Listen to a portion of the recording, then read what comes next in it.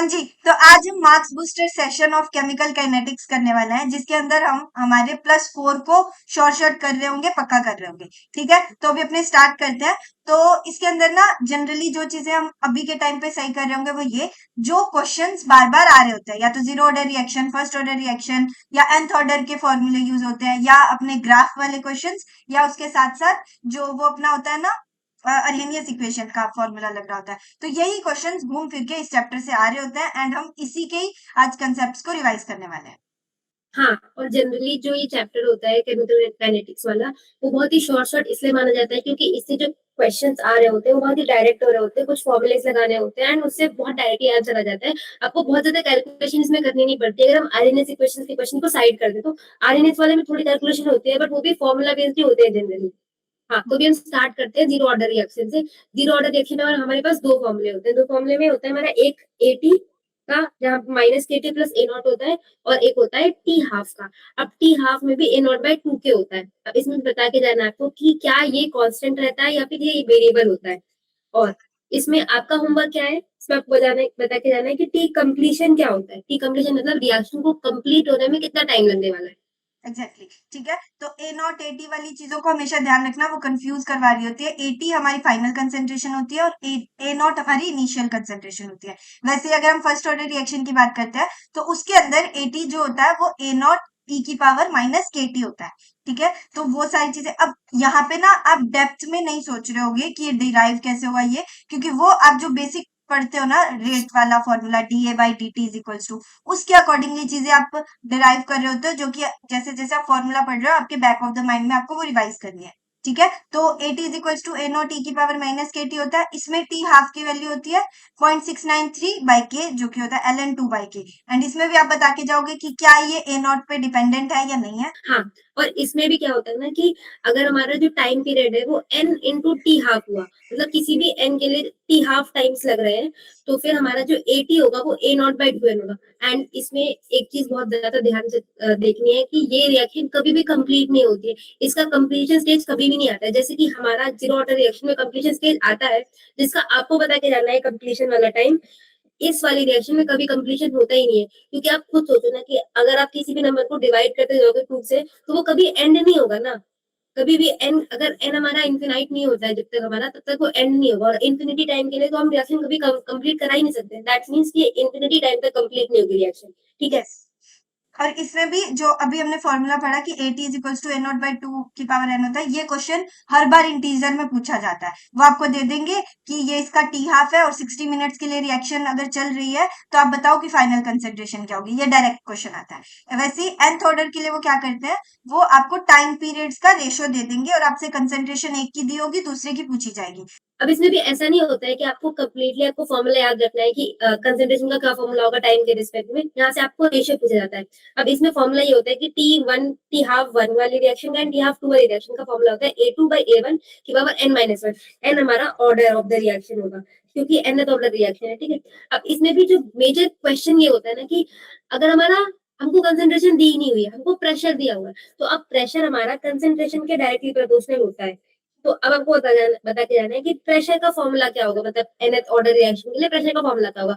तो ये जो सारे होमवर्क हम आपको दे रहे हैं वो आपके रिवीजन के लिए है, एंड आपको प्रॉपर टाइम स्टैम्प्स के साथ कमेंट के जाना है कि आपका आंसर क्या आ रहा है। ठीक है। और इसके साथ साथ हमने zero order, first order, nth order का डिस्कशन कर लिया। सेकंड ऑर्डर रिएक्शन के अंदर हमारी क्या इक्वेशन बन रही होती है वो भी आप बता के जाओगे। हाँ, मतलब सेकंड ऑर्डर रिएक्शन इतनी ज्यादा वो पूछते नहीं है, हमने यहाँ पे लिखा नहीं। यहाँ पर हमने वही चीजें लिखी है जो बार बार रिपीटेटिवली पूछी जाती है। अब इसमें जो केमिकल काइनेटिक्स वाले जो सेशन में आपका जो मेजर होमवर्क होने वाला है वो ये वाला होने वाला है कि आपको प्रॉपरली जीरो ऑर्डर और फर्स्ट ऑर्डर के जो ग्राफ्स होते हैं, रेट और कंसंट्रेशन के, और एक्स और टी और एटी और टाइम के, ये तीनों ग्राफ्स आपको इस आईडी पर भेजने हैं। इसका सोल्यूशन हम प्रोवाइड कर देंगे डिस्क्रिप्शन में, बट आपको प्रॉपरली इसका आंसर करके जाना है, क्योंकि ये आपके रिविजन के लिए बहुत ज्यादा इंपॉर्टेंट है कि आपको वो चीजें रिकॉल हो। हम बता देंगे आप उसको फिर से भूल जाओगे। अगर आप खुद से प्रैक्टिस करोगे एक बार तो आपको याद रहेगा। ठीक है, हाँ, तो ये तो ये 6 ग्राफ्स आपको भेजने हैं यहाँ पर। ओके।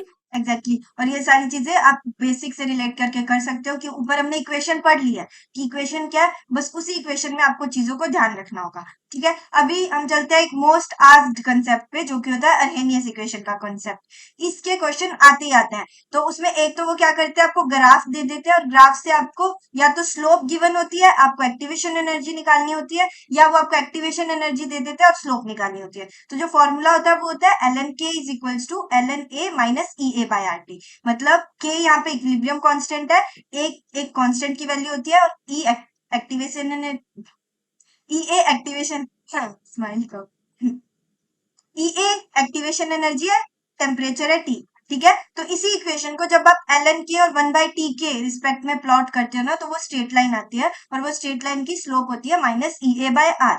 ठीक है, अब इसमें वो एक चीज क्या करते हैं, वो बहुत बार आपको ना जो इक्विलिब्रियम कॉन्स्टेंट्स है उनके रेशो के हिसाब से चीजें पूछ रहे होते हैं। तो आपको करना क्या होता है, आपको एक इक्वेशन लिखनी होती है एल एन के वन के रिस्पेक्ट में, दूसरी लिखनी होती है एल एन के टू के रिस्पेक्ट में, और वो दो चीजें करते हैं, या तो वो आपको ई ए अलग अलग देंगे कि आपको एक्टिवेशन एनर्जी वन दी है, एक्टिवेशन एनर्जी टू दी है, या वो टेम्परेचर अलग अलग देंगे। तो आपको करना यही होता है कि एल एन के वन की इक्वेशन है, एल एन के टू की इक्वेशन है, एंड उन दोनों इक्वेशन को अगर आप सब्ट्रैक्ट कर दोगे ना, तो अब एल एन है, एल एन के टू माइनस एल एन के वन, तो एल एन के टू बाई के वन होगा, और रेशो वो जनरली आपको देते हैं, तो आप सॉल्व कर सकते हो। तो इसी रिस्पेक्ट में वो चीजें आपको अच्छे से करनी होती है। अब ये वाले चीज के लिए आपका एक होमवर्क ये रहने वाला है कि अर्हेनियस इक्वेशन के जितने पीवाईक्यूज हैं वो आप अच्छे से सॉल्व करोगे, क्योंकि यही सॉल्विंग के रिलेटेड वो क्वेश्चंस पूछते हैं। एंड ये वाला पार्ट सबसे ज्यादा हमें टफ लगता है, क्योंकि उसमें कैलकुलेशन आ रही होती है। तो हम ये लास्ट के डेज में उस कैलकुलेशन को अच्छी करेंगे, जितने पीवाईक्यूज अर्हेनियस इक्वेशन है उनको हमें अच्छे से डल कर। हाँ, और इसमें एक कंफ्यूजिंग पार्ट वो ये कर देते हैं कि कभी-कभी वो आपको एलएनके का ग्राफ नहीं देंगे, तो आपको लॉग के का ग्राफ दे देंगे, तब आपका जो स्लोप होगा वो ईए बाई 2.303 आर हो जाएगा। अब इसमें ये बहुत ज़्यादा कन्फ्यूजन होता है कि एलएन लेना है या फिर 2.303 लेना है, तो आपको क्वेश्चन में वैसे भी यूजुअली बता ही देंगे कि आपको आपको जो भी वैल्यू दे देंगे, अगर आपको लॉग की वैल्यू दे देंगे, तो आपको लॉग वाली इक्वेशन यूज़ करनी है, अगर आपको एलएन की वैल्यू दी है, आपको एलएन वाली इक्वेशन यूज़ करनी है। अब इसमें जो मेजर एक और पार्ट होता है, वो हमारा थ्योरी वाला पार्ट होता है। थ्योरी वाला पार्ट यानी कि वो जो रेट, ऑर्डर, मॉलिक्यूलरिटी वाले क्वेश्चंस होते हैं और वो काफ़ी बार आपसे स्टेटमेंट में पूछते हैं। तो हम ट्राई कर रहे हैं आपके लिए केएफसीज़ लाने का, जहाँ पर प्रॉपर जो फिजिकल केमिस्ट्री की थ्योरी वाला पार्ट होता है कंप्लीटली कि एक-एक एंड टू एंड जो किसी भी पेपर में पूछा जा सकता है या फिर किसी भी चीज़ में आपको थ्योरी वाला पार्ट रिलेट हो सकता है कि आपको रेट, ऑर्डर, मॉलिक्यूलरिटी ये सारी जो थ्योरी वाला पार्ट आरएनए इक्वेशन में भी कई बार वो जो कॉम्प्लेक्स थ्योरी वाला जो हमारा ज़ेड होता है, कोलिजन फैक्टर वाला वो सारी थ्योरीज वाला पार्ट होता है जो आपसे वो डायरेक्टली पूछ सकते हैं। तो हमने वो ट्राई किया है कि हम केएफसीज़ में कंपाइल कर दें, हम जल्दी ही उसको लॉन्च कर रहे होंगे तो उसको आप देख लीजिएगा एक बार, ओके? ओके, एंड अभी के लिए इतना ही है, आपको सारे होमवर्क करके जाना है एंड हम ट्राई कर रहे हैं कि बाकी चैप्टर्स का भी आपके लिए रिवीजन लेके आ जाएँ। Yes, all the best.